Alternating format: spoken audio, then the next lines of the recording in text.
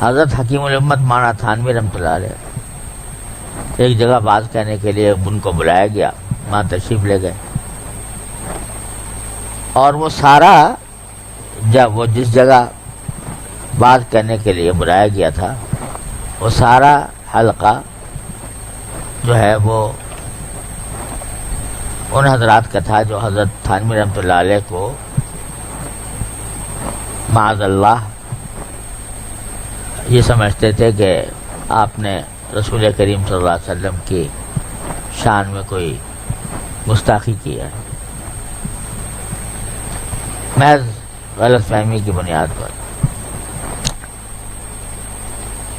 اور ان چیزوں کے قائل تھے جو حضرت تھانوی رحمۃ اللہ علیہ کے مسلک میں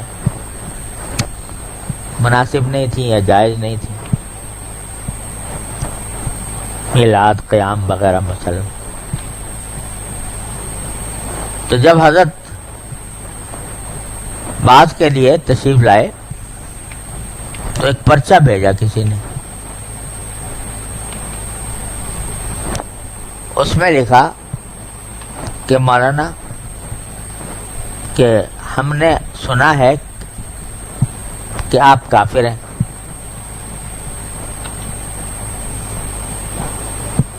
دوسرے ہم نے سنا ہے کہ آپ جلاہے ہیں، جلاہے ہیں، جلاہا جانتے ہو نا، وہ جو پہلے زمانے میں اب بھی ہوتے ہیں جو ہیں کپڑا بنتے ہیں، تو ذرا وہ جلاہے کو ایک کمتر پیشہ سمجھا جاتا تھا، اس وجہ سے اس نے کہا کہ آپ جلاہے ہیں۔ اور تیسری بات یہ ہے کہ آپ نے اگر کوئی واعظ میں کوئی اختلافی بات بیان کی تو ہم برداشت نہیں کریں گے۔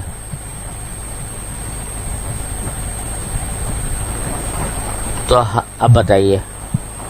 پہلے نمبر تو کافر کا حکم لگا دیا، دوسرے نمبر پر نسب میں طعن کیا کہ جلائے ہیں،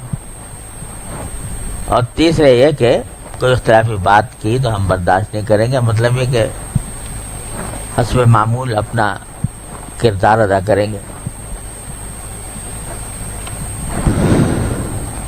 تو حضرت جب تشریف لائے تو اس کا کیا جواب دیا؟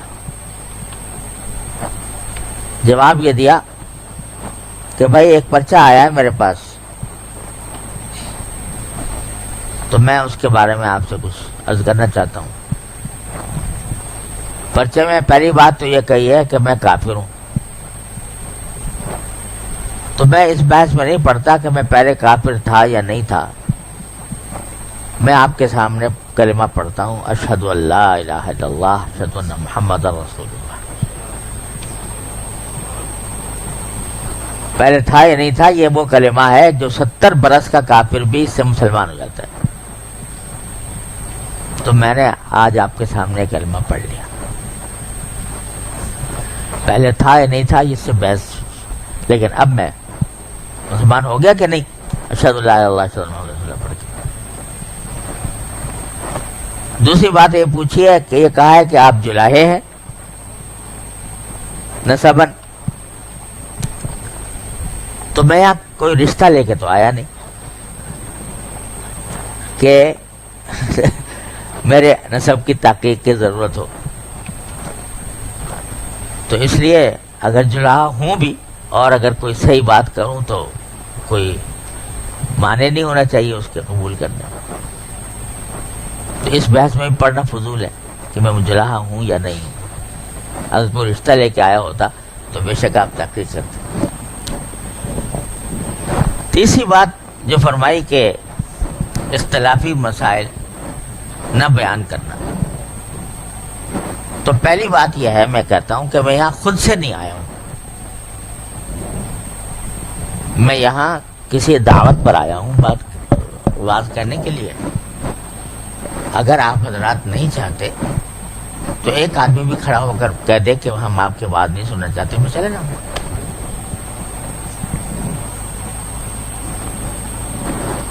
لیکن اگر آپ یہ کہتے ہیں کہ میں بات کروں تو پھر یہ قید نہیں برداشت کروں گا کہ اختلافی مسائل نہ بیان کیے جائیں،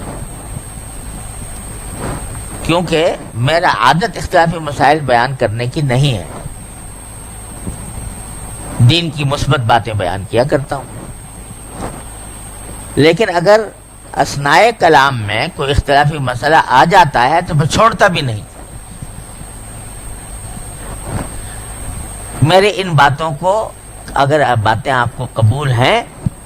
تو میں بات کرنے کے لیے تیار ہوں، ورنہ آپ میں سے ایک آدمی کھڑا ہو کر کہہ دے کہ نہیں ہمیں نہیں منظور تو میں چلا جاؤں۔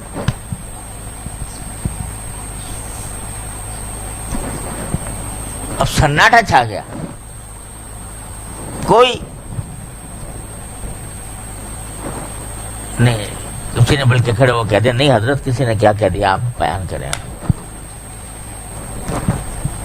تو بیان فرمایا، اور اللہ کا کرنا ایسا ہوا کہ سارے اختلافی مسائل جو تھے جو اس حلقے میں جائز تھے ان تقریباً ان سب کا بیان ہوا۔ لیکن بیان کس طرح ہوا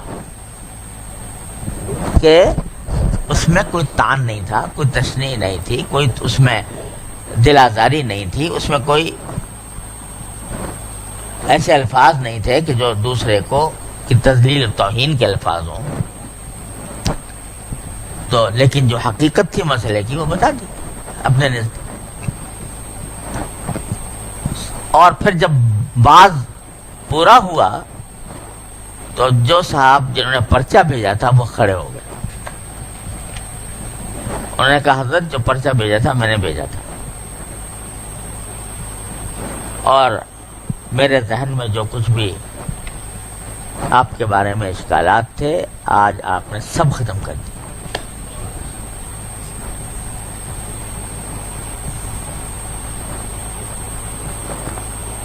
یہ ہے طریقہ، اذا خاطبهم الجاہلون قالوا سلاما۔ اب اگر حضرت یہ کہتے کہ جس نے پرچہ بھیجا ہے وہ مجھ سے بڑا کافر ہے، کافر نہیں اکفر ہے، اور جو مجھے جلاہا کہتا ہے اس کا وہ جلاہا، اس کا باپ جلاہا، اس کا دادا جلاہا، اور آئے میرے میدان میں کہ کون ہے جو مجھے روکے اختلافی بیان معاملات کرنے سے، آئے میرے سامنے۔